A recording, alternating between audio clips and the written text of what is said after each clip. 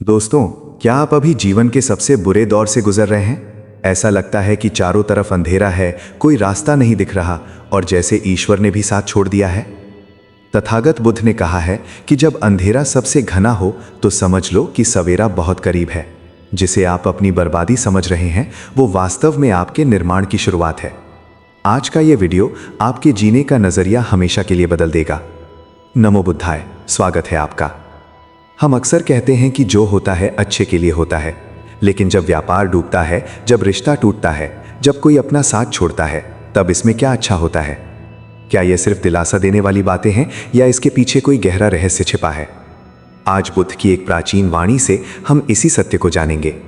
चलिए इस यात्रा पर साथ चलते हैं। एक समय की बात है, भगवान बुद्ध जेतवन विहार में विश्राम कर रहे थे। वहां एक युवक आया जिसका नाम भद्रक था। भद्रक बहुत ही परिश्रमी था, परंतु पिछले कुछ समय से उसके जीवन पर दुखों का पहाड़ टूट पड़ा था। उसने बुद्ध के चरणों में गिरकर बिलखते हुए कहा, तथागत, लोग कहते हैं कि जो होता है अच्छे के लिए होता है, पर मेरे साथ तो केवल अनर्थ हुआ है। क्या मेरी तबाही में भी कुछ मंगल छिपा है?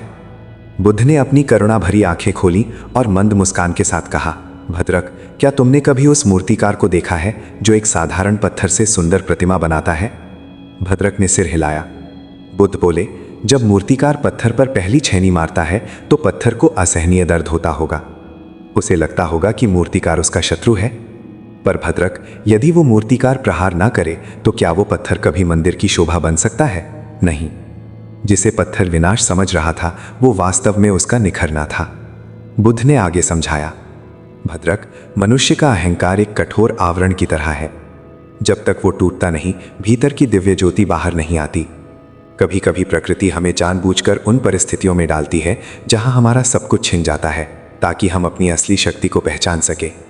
जैसे एक बीज को वृक्ष बनने के लिए मिट्टी के नीचे दफन होना पड़ता है, वैसे ही इंसान को महान बनने के लिए संघर्षों की आग में तपना पड़ता है। इसीलिए याद रखना, जो गया उसने तुम्हारे लिए जगह खाली की है, ताकि कुछ और बेहतर तुम्हारे जीवन में आ सके। तो दोस्तों, अगर आज आपके जीवन में भी संघर्ष है तो समझ लीजिए कि आप गढ़े जा रहे हैं, आप निखारे जा रहे हैं। भरोसा रखिए, जो हो रहा है वो आपके परम कल्याण के लिए ही है।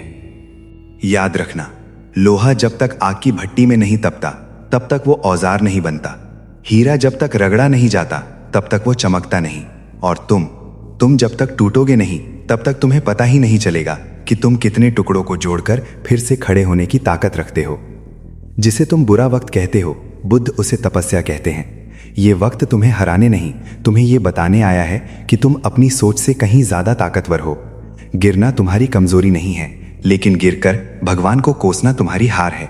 उठो और देखो कि इस बर्बादी के बीच भी तुम्हारे पास कुछ बचा है। तुम्हारी चेतना, तुम्हारी मेहनत और तुम्हारा वर्तमान है। ये टूटना तुम्हें खत्म करने के लिए नहीं, बल्कि तुम्हें नए सिरे से गढ़ने के लिए है। बुद्ध कहते थे, एक जलता हुआ दीपक हजारों को रोशनी दे सकता है। आपके जीवन की विफलता भी एक दीपक है। जब एक रास्ता बंद होता है तो वो आपको अपनी आंतरिक शक्तियों को खोजने पर मजबूर करता है। अगर आपको वो नहीं मिला जो आप चाहते थे, तो शायद ब्रह्मांड आपको वो देना चाहता है जिसकी आपको जरूरत है। बुद्ध का अपना जीवन देखिए। राजपाट छूटना दुनिया की नजर में बुरा था, लेकिन वही त्याग उन्हें बुद्ध बनाने के लिए आवश्यक था। लोग अक्सर अतीत के घावों को सहलाते रहते हैं। ऐसा क्यों हुआ की खोज में वे अभी क्या करना है भूल जाते हैं। बुद्धवाणी कहती है कि भविष्य की चिंता और अतीत का पछतावा ही अशांति की जड़ है। जो होता है अच्छे के लिए होता है का अर्थ आलस्य नहीं है। इसका अर्थ है कि अतीत की कड़वाहट को छोड़कर वर्तमान में बीज बोना। अगर आप वर्तमान को सुधारते हैं तो भविष्य अपने आप अच्छा हो जाएगा। दोस्तों, विश्वास रखें, ये सृष्टि अंधी नहीं है। हर गिरते हुए आंसू में एक नई मुस्कान का बीज छुपा है। हर हार में जीत का अनुभव समाया है। शांत रहें, जागरूक रहें। बुद्ध ने कहा था, जैसे बैल के पीछे गाड़ी का पहिया चलता है, वैसे ही मनुष्य के विचारों के पीछे उसका भाग्य चलता है। जिसे हम आज बुरा कह रहे हैं वो अक्सर हमारे ही पुराने कर्मों का निपटारा होता है। जब कोई कर्ज चुकता है तो हम हल्के हो जाते हैं। इसलिए जब जीवन में अचानक कोई विपत्ति आए तो समझे कि प्रकृति आपका बोझ हल्का कर रही है, ताकि आप ऊंची उड़ान भर सकें। क्या आपने कभी सोचा है कि सोना शुद्ध होने के लिए आग में क्यों तपता है? क्योंकि आग के बिना उसकी अशुद्धियां दूर नहीं होती। आपके जीवन की परेशानियां वही आग हैं। प्रकृति कभी भी असंतुलित नहीं रहती। अगर आपसे कुछ छीना गया है तो यकीन मानिए कि कुछ बहुत बड़ा आपकी ओर आ रहा है। क्योंकि असली योद्धा वही नहीं जो कभी गिरा ना हो, बल्कि वो है जो हर बार गिरकर पहले से ज्यादा मजबूती के साथ खड़ा हुआ हो। इसलिए अपनी तकलीफों से डरो मत, उन्हें अपनी ताकत बनाओ। तुम्हारी चमक अभी बाकी है। तो दोस्तों, कहानी हमें बस यही सिखाती है कि हालात चाहे कैसे भी हों, हार मान लेना कभी विकल्प नहीं होता। याद रखिए, आपकी आज की मेहनत ही आपके कल की सफलता की कहानी लिखेगी। अगर इस वीडियो ने आपके मन को थोड़ी भी शांति दी हो तो इसे लाइक जरूर करें और कमेंट में नमो बुद्धाय लिखना न भूलें। ऐसे ही और प्रेरणादायक कहानियों के लिए हमारे चैनल को सब्सक्राइब करें। मिलते हैं अगले वीडियो में। नमो बुद्धाय। धन्यवाद।